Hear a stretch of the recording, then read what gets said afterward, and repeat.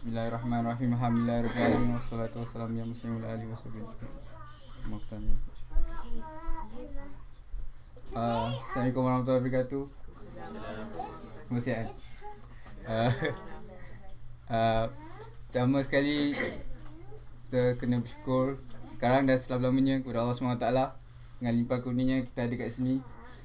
Allah memberi nikmat masa kan, nikmat masa untuk kita sama di sini, nikmat kesihatan, nikmat berkumpul tu. Walaupun korang terpaksa ke, walaupun korang macam the first niat korang macam memang tak nak pergi pun, tapi korang ada. Maksudnya Allah SWT memang dah pilih korang dalam maknanya Allah SWT memang sayang korang lah. First of all. The point is yang walaupun korang macam drag kan, macam malasnya nak pergi kan, but still korang pergi gak. It shows that you have the effort to do it, and Allah SWT love korang. So dan seterusnya salawat dan salam kepada junjungan besar kita Nabi Muhammad SAW, kerana first of all dapat pahala, and second, tanpa perjuangan Nabi memang there's no Islam, there's no deen yang perfect ni. So saya akan mengangkat ke pembentangan saya, pendakwah muda. Sebenarnya benda ni pembinaan kelayakan di kalangan pendakwah muda tajuk dia, but macam tak fit dalam ni, so ambil lah pendakwah muda je. So asalnya dia punya pembentangan dari Profesor Datuk Dr. Muhammad Noh Dalimin dari Naib Kaunselor Universiti Malaysia Sabah, and Ustaz Sarip Adul. So yeah.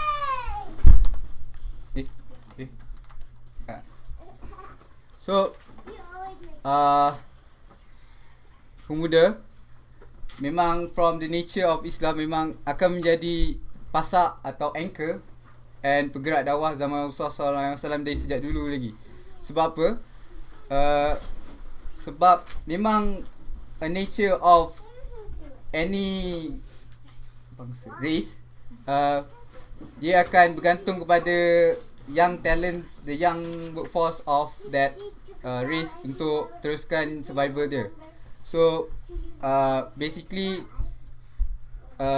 pemuda is very essential for a certain race to survive, and yang termasuklah agama Islam itu sendiri.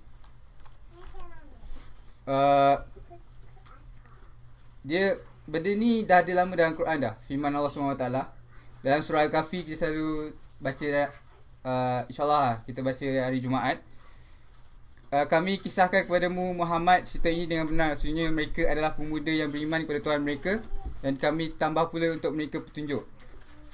Imam Ibnu Hatir kata, sebab apa? Sebab pemuda ni dia senang nak absorb benda tau. Kalau kita macam ayam kan, ayam tua, macam daging liat kan, siapa nak makan daging liat kan. Daging muda ni dia lebih absorb, mudah menerima kebenaran, dan lebih tahu jalan yang betul dari golongan tua yang seringkali ingkar dan lemas dalam ajaran agama yang batil ni. Oleh itu kebanyakan orang yang menerima ajaran Allah dan Rasulnya adalah golongan muda. So golongan muda ni basically dia macam from my point of view lah, kalau correct me if I'm wrong, dia macam it's more open, it's more free based on traditional punya view. So that's why we are open to macam accept things, and dalam konteks Islam ni menerima kebenaran agama Islam itu sendirilah. The bukti yang agama Islam tu didorong oleh pemuda-pemuda dalam dakwah Islam ni adalah, pertama sekali, SBA adalah 10 sahabat yang janjikan masuk syurga. Sayyidina Abu Bakar As-Siddiq, Sayyidina Uthman, Sayyidina Umar dan Sayyidina Ali telah beriman kepada Rasul SAW ketika sebelum ketika sahabat-sahabat ni semua berusia sebelum 40 tahun. Dan juga ada kan ada 4 sahabat kan. So ada Abdul Rahman bin Auf masuk Islam ketika berusia 30-an. Sayyidina Ali pula masuk Islam ketika berusia 10 tahun. Abu Ubaidah Al-Jarrah 20 tahun. Talha bin Ubaidillah, Az-Zubair bin Al-Awam, Sa'ad bin Abi Waqqas dan Sa'id bin Zaid 17 tahun. Basically memang memang dia orang muda lah. 17 tahun apa kita buat. Macam main-main apa-apa. Except for ni lah, datang UBC lah. Korang pun sama ke? Yang ambil IB lambat sikit lah. So basically korang dah tahu kan yang 4 the big 4 kan, the big Sayyidina. So yang macam nak cerita sikit lah apa ada sahabat yang dijanjikan ni. Zubair bin Awam radhiyallahu anhu, dia masuk Islam ketika berusia 15 tahun. 15 tahun dah masuk Islam. Walaupun kita dah masuk Islam dalam sebelum tu, tapi Zubair bin Al-Awam ni dia dicakapkan oleh baginda, baginda cakap tiap-tiap nabi tu ada pengikut setia dia. Tiap-tiap nabi ada pengikut setia dia sendiri. Dan bagi Rasulullah SAW, Zubair bin Al-Awam itu adalah pengikut setia dia. So legend Zubair bin Al-Awam ni, apabila Umar nak hantar bantuan tentera, dia hantar 4 askar je. Dia cakap 4 askar ni mewakili 1000 tentera Islam, dan salah satunya adalah Zubair bin Awam. So macam wah. Dan sebenarnya Talha bin Ubaidillah radhiyallahu anhu, Talha dengan Zubair ni best friend terjannah lah orang cakap. And Talha ni dalam perang Uhud, dia telah kena 70 stabs swords and 70 arrows, 70 stabs of sword and arrows, or arrows. Dia tak ni sangat. And dia telah cakap yang dia kalau dia boleh tebus Rasulullah SAW dengan ibu dan bapanya, dia akan buat benda tu. So macam wow. Kalau kita nak buat macam tu, macam macam ada kan macam tu kan. Takkan tak ada sikit pun kita apa. And Abdul Rahman bin Auf, semua tahu ni kan. Abdul Rahman bin Auf. Kalau time tu dikatakan, kalau macam Tony Fernandez, whatever, Robert dia some kind of millionaire. Kalau gabung semua ni pun kalah agak diorang dengan Abdul Rahman bin Auf. And the point is, bila hijrah, dia sanggup tinggalkan harta dia yang berbilion kalau dikatakan dalam waktu ni lah. So memang. And last kali nak cakap pasal Said bin Zaid ni lah. Said bin Zaid, dia macam Robin Hood in Islam. And macam mana je, macam dia punya arrow never miss. Dan diriwayatkan dalam ni. But the point is, Said bin Zaid ni, dia have to choose between his mother and the religion of Islam itself. Bila dia nak masuk Islam, mak dia prohibit dia nak masuk Islam sebab dia suruh dia kekal agama lama dia. So his mom, dia macam belapar.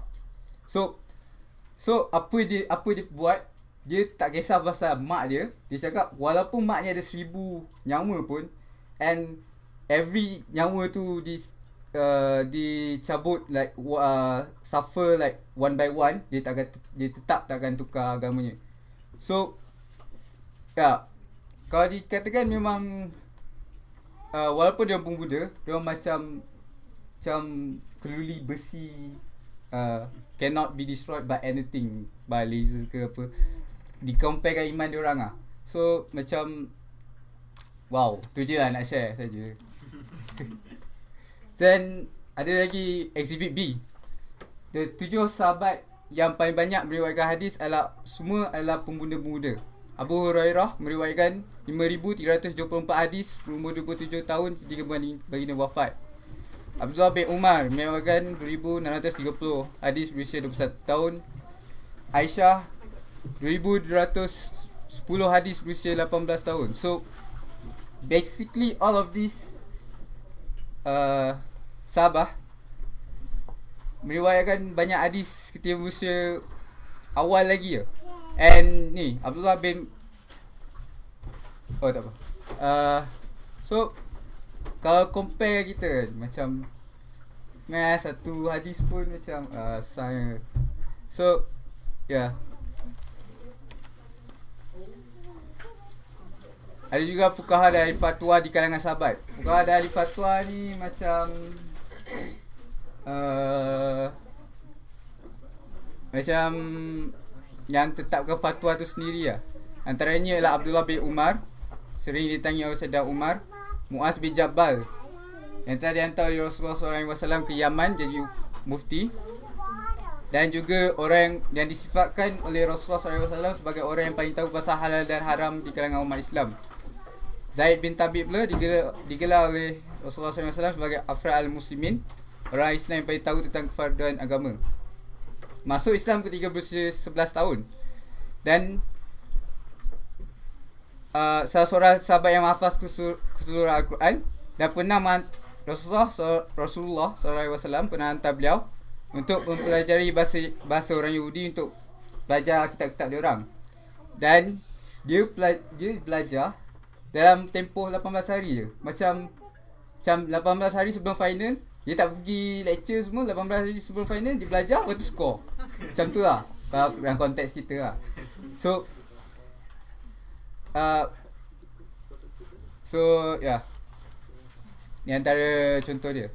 Dan juga ketua Angkatan Tentera Rasulullah SAW, Sa'id bin Abi Waqqas, yang hantar mengetuai rombongan tentera dalam peperangan Buah yang berlaku pada tahun pertama Hijrah. Ali bin Abi Talib pula dihantar oleh Rasulullah SAW untuk mengetahui gerakan ketenteraan dalam peperangan Suwan dan melawan Khaybar dalam lingkungan 23 tahun. Dan juga Usama bin Zaid untuk mengepai tumpukan ketenteraan yang antara anggotanya adalah Abu Bakar dan Umar. Dan usia dia sebelum tu tak sampai lagi 20. So ya, sebelum kita jadi pendakwa lah, tapi saya nak tanya one question. Betul ke ayat seorang pemuda tidak mungkin melaksanakan tugasnya sebagai seorang da'i, pendakwah, yang berkesan melainkan ia memiliki kelayakan dan keahlian terlebih dahulu? So basically macam ni lah senario dia. Aku ni apalah sangat iman aku semua, aku memang confirm tak ada tegur dia lah. Macam tu lah. So is it appropriate or is it macam yeah. So basically Memanglah konteks dia macam tu kan. Memanglah kita kena tegur dia walaupun iman kita tak cukup pun, but still we must try to membaiki diri sendiri so that there will be macam tak ada keraguan dalam menegur tu. The main point is, tanpa kelayakan yang mencukupi, dakwahnya bukan sekadar tidak berkesan, bahkan akan mengundang kesan negatif kepada rupa Islam. Maksudnya dia akan membawa kepada fitnah kepada agama Islam itu sendiri. Misalnya senario A lah, macam kita cakap something pumpang, tapi salah in the context of Islam itu sendiri. So that guy will also macam promote the thing yang kita dakwah tu, pumpang. So macam people will stay macam salah ke benda ni. So it will bring fitnah to agama Islam tu sendiri. So dalam surah Al-Baqarah ayat 44, mengapa kamu suruh lain mengerjakan kebaktian sedang kamu melupakan diri kewajipanmu sendiri, padahal kamu membaca Alkitab Taurat, maka tidaklah kamu berfikir. macam you didn't walk the talk lah, macam tu. The main maksud dia. Yang first kali yang kita kena improve adalah ilmu dan kefahaman yang sahih terhadap Islam itu sendiri. Sayyidina Umar bin Abdul Aziz yang dikatakan macam khalifah yang kelima, is it? Cakap orang yang melakukan kerja tanpa ilmu akan lebih banyak mendatangkan kerosakan dari kebaikan. Dari ni citation je. Lepas tu ayat Quran dia cakap, tidak sepatutnya bagi mukminin itu pergi semuanya ke medan perang, mengapa tidak pergi dari tiap-tiap golongan di antara mereka beberapa orang untuk memperdalam pengetahuan mereka tentang agama dan untuk memberi peringatan kepada kaumnya apabila mereka telah kembali kepadanya, supaya mereka itu dapat menjaga dirinya. So dalam surah Al-Taubah ayat 122.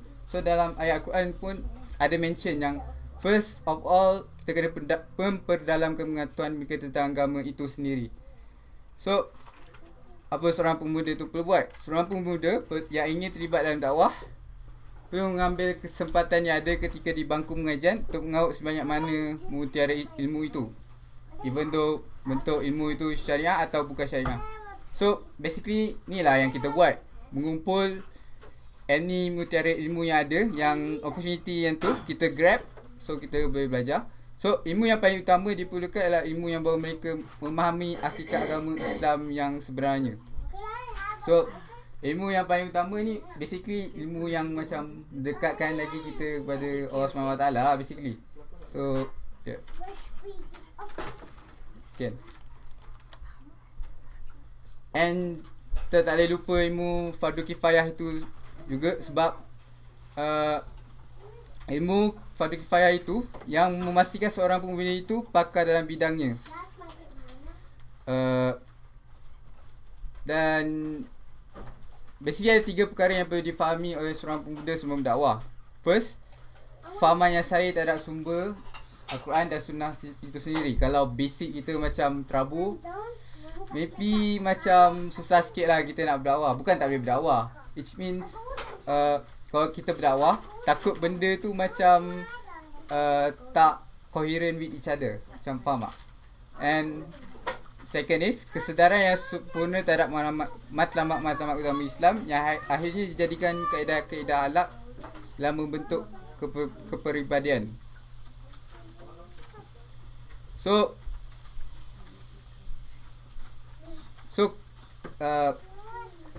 kesedaran yang utama ni basically awareness of what happening in agama Islam itu, what is agama Islam itu, what's the content of agama Islam itu, and implement it to our everyday life. So banyak ayat Al-Quran dia macam sound pasal orang yang cakap pumpang-pumpang but does not implement kan. And the reason we should implement is memang ilmu, the basic of the purpose of ilmu itu to implement, so we must implement lah. Penguasaan menyeluruh, dan yang ketiga, penguasaan menyeluruh dan mencukupi terhadap semua sudut tasawuf Islam. So kita kena belajar semua sudut tasawuf Islam itu sendiri, sebab to provide a broad macam open mind, atau to prevent macam fikiran sempit. Bila dah prevent fikiran sempit, so yang dakwah yang kita bawa tu, dia macam it's considered every aspect yang semua orang fikir lah. Maksudnya kita tak cakap yang kau betul tak, aku betul kau salah. Dia tak ada macam tu lah. Macam open lah. Oh macam ni, macam ni boleh gak. So yeah, the purpose of kita belajar semua sudut tasawuf Islam itu untuk nak buat a broad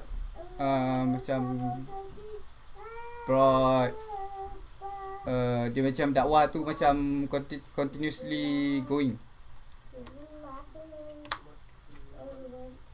Iman yang mendalam. Yang kedua yang kita kena buat, iman yang mendalam. Tadi yang first tadi ilmu dalam agama Islam itu sendiri. Yang second adalah iman yang mendalam. Sebab apa? Sebab setiap pendakwa muda mestilah memiliki keimanan yang jitu terhadap kebenaran Islam itu.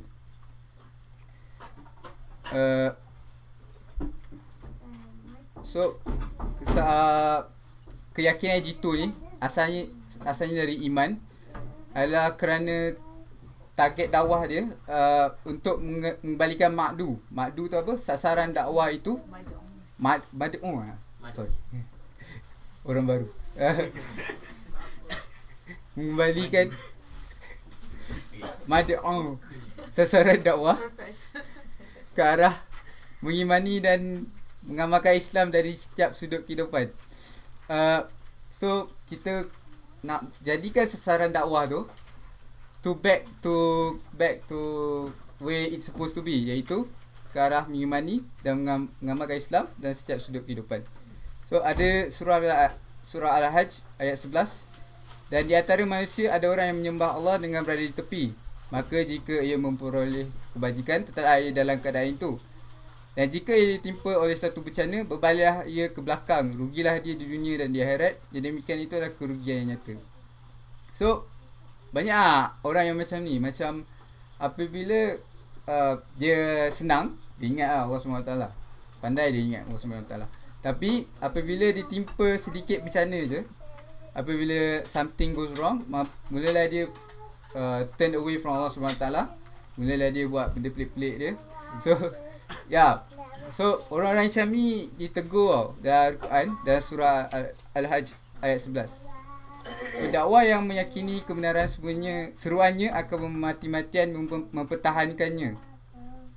So apabila kita ada iman ni apabila kita ada iman, we will macam 100% akan protect our principle, our core intention dalam dakwah ni, so that apabila orang macam provoke macam question kita punya dakwah, we still hold upon our principle. So basically the purpose of iman itu adalah purpose of iman tu adalah ni lah, nak buatkan kita anchored to our principle, and seorang pendakwah itu tidak akan berundur walau setapak dari keyakinannya, walau bersama mana pihak lain menyerang perjuangannya. So macam senario kita lah kan, macam environment yang macam not that we are not the majority, so our principle must be strong lah. Yang ketiga, hubungan yang erat dengan Allah SWT. So sebab apa kita kena improve our hubungan dengan Allah SWT? Nak meletakkan pergantungannya hanya kepada Allah SWT je. Maksudnya apa-apa yang terjadi pun we depend upon Allah SWT saja dan bukan benda lain. And another factor to be considered, dengan disertai usaha yang cukup dan bersungguh-sungguh lah. Kalau macam even though we macam buat 100% but still buat 100% pula doa semua but still tak ada effort, memang susah agak kan. And surah Al-Talaq ayat 3 cakap, dan barang siapa yang bertawakal kepada Allah, nescaya Allah akan mencukupkan keperluannya. Sesungguhnya Allah melaksanakan urusan yang dikehendakinya.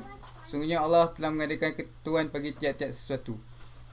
So dia macam, ayat dia macam lebih kurang macam ayat Sirul cakap tadi, which means whatever Allah SWT throws at us, there's something beneficial yang ada, tapi kita susah nak faham. Macam tu lah. Dia sama macam ayat Sirul tadi lah. Dia macam lebih kurang sama. Akan melahirkan rasa tenang dan yakin bahawa Allah akan membantu usaha dakwahnya. Maksudnya even though benda tu macam penuh dengan pancaroba semua kan, dia dengan hubungan erat ni kita tahu yang macam Allah with us, so macam like chill. Hubungan ini amat penting dalam kehidupan para pendakwah. Para pemuda sering sebab para pemuda ni dia punya darah dia macam panas tau, cepat boil. So dia akan cepat membara dan emosi dia macam sensitif sikit, macam cepat melatah lah whatever. And dengan hubungan yang erat dengan Allah SWT ni macam come macam buat barrier tau sebelum kita pergi ke that stage. Macam tu lah. Faham tak? Macam and saya rasa ni lah tu part memahami seni dakwah dan cara yang berkesan dalam berdakwah. So basically ramai orang ni macam dia nak berdakwah tapi the method is very bukan salah tau. Method dia macam kurang tepat. Macam senario A kan. Macam college saya dulu, macam orang tu dia macam tak pakai tudung lagi. So apa yang dia orang buat, dia orang macam teking dia semua memang saya cakap dalam hati memang dah sampai kiamat lah dia tak pakai tudung kan macam tu. So basically benda tu macam ni lah. Kita perlu belajar how to handle with people dalam seni dakwah ni. So untuk membolehkan orang ramai menerima dakwah dan seruannya bukanlah perkara mudah. Sebab benda ni banyak factors yang main peranan tau. Macam nafsu, akal, hati manusia ni semua benda lain-lain tau. So kita kena consider benda ni semua. Lagi-lagi benda tu semua dah dibiasakan dengan perkara maksiat semua. Macam kemewahan, macam keseronokan semua tu. So seni dakwah tu macam important dalam ni. So seni dakwah itu first kali adalah hendaklah ia beramal dengan apa yang ia perkatakan. So basically no point lah kalau kita cakap tapi kita tak buat. Siapa nak respect kan? Macam